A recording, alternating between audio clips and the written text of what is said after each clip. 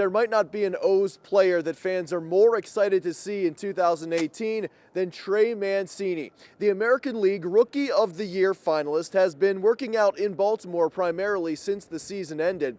I caught up with him earlier this afternoon to see just how his first offseason as a full-time major leaguer is going. Oh, it's gone really well. I started working out pretty soon after the season. I didn't take much time off there, but as far as hitting goes, I took a good month and a half off. I started hitting in mid-November, just off the tee, a lot of light tee work and things like that, and hitting off the iron mic in the cage there some, and yeah, so I'm kind of getting to be full tilt now. Why a month off of hitting? You just kind of recharge the body, get everything just reset? Yeah, you want to recharge, retool your body and just give yourself a break. You need time away from baseball for sure, especially playing 162 games.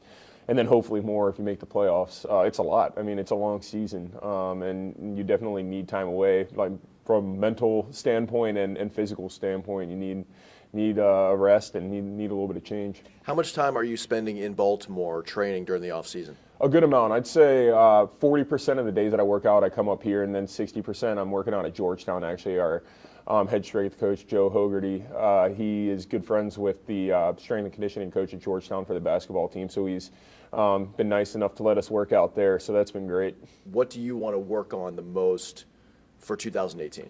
Well, two things. Hitting-wise, I want to simplify a few things in my swing. I think I have a lot of kind of wasted movement in my load, if that makes sense. So I kind of want to simplify that a little bit, and I think I can, utilize my power a little more. So that's one thing I'm working on. And then in the field, I'm just working on like my agility and reads. I've been doing a lot of agility work with Joe, and working on my angles, like for fly balls and things like that. That's really important. Probably the most important thing in the outfield is getting good jumps and taking good angles to the ball. So that's what I've been trying to do.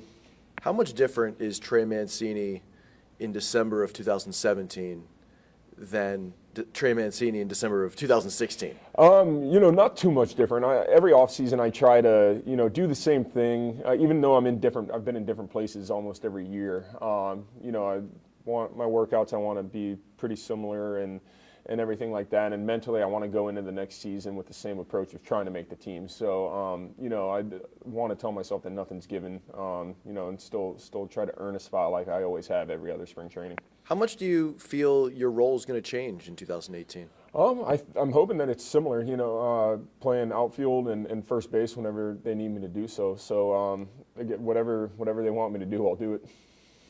Been following the winter meetings? A little bit, just kind of here or there. Usually in the offseason, I don't, always have my phone on refresh mode or anything like that.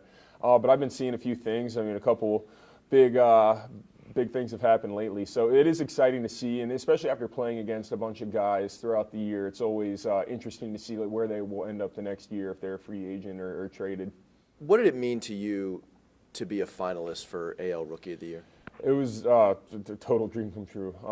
Just to be in the category with Judge and Benintendi, guys that I've played against a ton this year, both in our division. They're fantastic players and really fun to play against. So it was very good company to be in, and it was really rewarding to be in the top three for that. If you were to pick somebody in the clubhouse that you learned the most from on your team, who would that be? I'd say Caleb Joseph, and there's a few other, like Mark Trumbo helps me so much, and a lot of other guys do too, but Caleb, we had lockers right next to each other.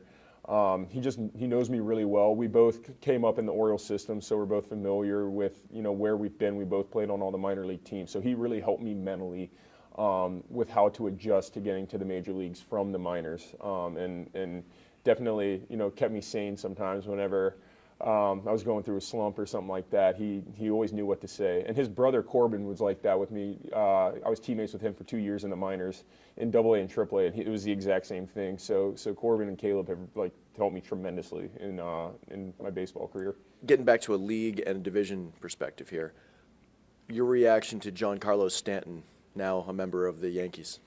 They're going to be good. I mean, that's a pretty scary lineup that they got there. But you don't think too much about it. I mean, everybody at this level is, anybody can win on any given day. So, we're going to just try to do the best that we can and hopefully end up where we want to be at the end of next season. But you don't really, you don't look at that now and say, we've got to win this many games. You just kind of take it day by day and not really worried about who you're playing. But yeah, it's no secret that they're going to have a very solid lineup there.